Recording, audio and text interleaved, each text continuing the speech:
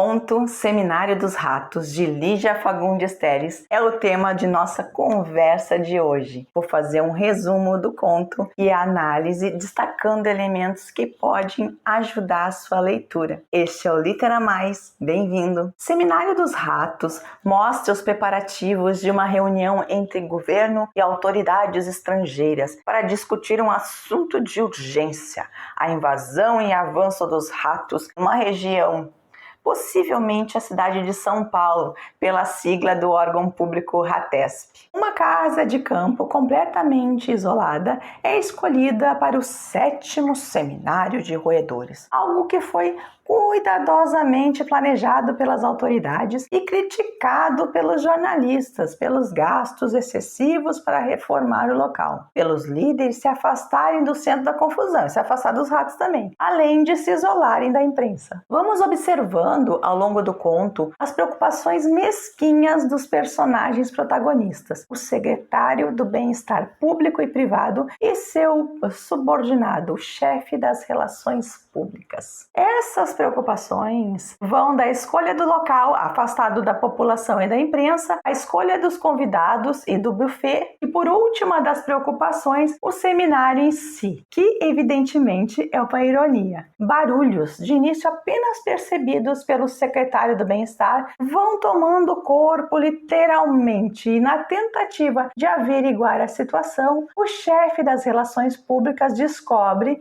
pelo apavorado cozinheiro, que não haverá jantar, posto que os ratos invadiram a cozinha, roeram a fiação eletrônica da casa e até mesmo dos carros que estavam no local. Os empregados já fugiram a pé estrada fora. Tentando ainda salvar a situação vexatória, o secretário vai à cozinha procurar pelos enlatados na geladeira, único local que o cozinheiro falou que os ratos não entraram. Quando o secretário está na cozinha, os ratos invadem novamente ali o local e quando o secretário estava terminando de esvaziar a geladeira. E agora é ele que é obrigado a entrar nela para se salvar. Quando tudo é silêncio, o secretário sai do refúgio e parte estrada fora. Mas ainda volta a olhar para a casa deixada no escuro e constata que o casarão estava todo iluminado. E agora vamos à análise. Publicado em 1977, em meio ao penúltimo governo militar brasileiro de Ernesto Geisel, a narrativa carrega a expressão de seu tempo, com crítica direta aos governos daquela década. Porém, limitá-la ao espaço-tempo em que foi escrita me parece uma abordagem um tanto encolhida, porque a forma trabalhada no conto é bastante metafórica e cabe a vários contextos de crise e abuso de poder. Vamos lá. A Lígia traz para esse texto o que se chama de um insólito na literatura, ou seja, os elementos incomuns, não naturais, que mudam a ordem do real. O cenário é uma casa de campo isolada, requintada, com piscina térmica, amplas instalações, servida da melhor e mais cara comida e bebida. E claro, com representantes de caráter duvidoso ali reunidos, e que depois de um coquetel de abertura se preparam para um suntuoso jantar em meio a ruídos que já não se sabe se de mar ou de vulcão. Algo sinistro se prepara. O seminário para a burocracia e população é o 7º Seminário dos Roedores. Roedor aqui é uma suavização da expressão, um eufemismo. Já o título do conto, Seminário dos Ratos, bem mais direto e sem os eufemismos de nomes de reuniões de autoridades. Por definição, a palavra seminário é uma atividade científica e cultural, ou ainda meio do qual se origina e se propaga. E o rato, na cultura popular, é sinônimo de ladrão. Assim, queridos leitores, esse título não é nada gratuito. Era para ser um seminário de homens sobre ratos e com a invasão, será que é um seminário de ratos sobre homens? O conto faz referência ao poema Edifício Esplendor, de Carlos Drummond, em que o nome esplendor contrasta com a pobreza dos habitantes do edifício. No final, os ratos que habitam o edifício adquirem a capacidade de falar. Que século, meu Deus! E roem o edifício. Os ratos falantes de Drummond abrem a perspectiva para a possibilidade de ratos falantes no texto de Lígia. Há uma ambiguidade presente no texto, especialmente no final. Afinal, quem são os verdadeiros ratos da narrativa? O rato é a criatura a ser eliminada. No entanto, ele carrega a face do monstro, a face oculta dos desejos inconfessáveis. No conto, aspectos presentes em nossa cultura que não louvam os ratos são usados para referir às características dos humanos em tela. Ganância, avidez, apropriação indevida, como é o caso de reformar uma casa em ruína para um outro seminário, já o 7º. 6 não foram suficientes para erradicar o problema. Um rato enfrenta o cozinheiro se colocando sobre as patas traseiras, feito um homem. E o cozinheiro ainda repete, feito um homem. O jornalista rosna contra o desperdício do dinheiro público. O diretor das classes conservadoras armadas e desarmadas fareja. É um rebaixamento do homem à condição animal, pelo uso dos verbos associados ao animal. Eu que estudo a animalidade, pessoalmente não gosto disso. Mas está na lógica no texto, no sentido de o homem tirar de si o lado da bondade, de uma moral ética, para se juntar ao lado ferino. Ok. Na cidade, os ratos estão por tudo. Como é dito que nas favelas não são as Marias que carregam mais as latas d'água, mas são as ratazanas. Como observa o chefe das relações públicas contendo uma risadinha. Então, se o leitor duvida de seu descaso com a população que sofre com os ratos, com essa risadinha não há espaço para dúvidas, né? O povo é uma abstração, diz o secretário para o bem-estar público e privado. Gente, é uma fala cômica se não fosse trágica, como se diz, né? Tal abstração, né, povo?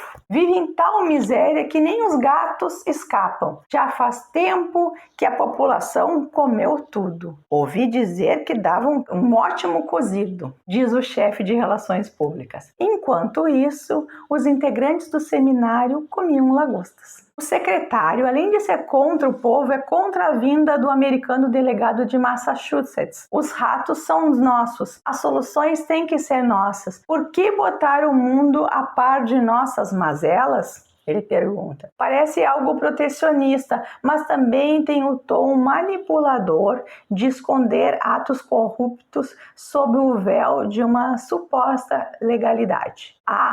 Foi no governo Geisel que diminuiu o alinhamento automático com os Estados Unidos, privilegiado nos períodos anteriores ali à era Geisel. Geisel fez maior abertura com a Europa, a África e a Ásia. Um aspecto curioso no texto é que os personagens não têm nome, sim cargos de poder, exceto as mulheres. Vamos aos homens. Secretário do Bem-Estar Público e Privado, chefe das relações públicas, diretor das classes conservadoras armadas e desarmadas, cozinheiro-chefe.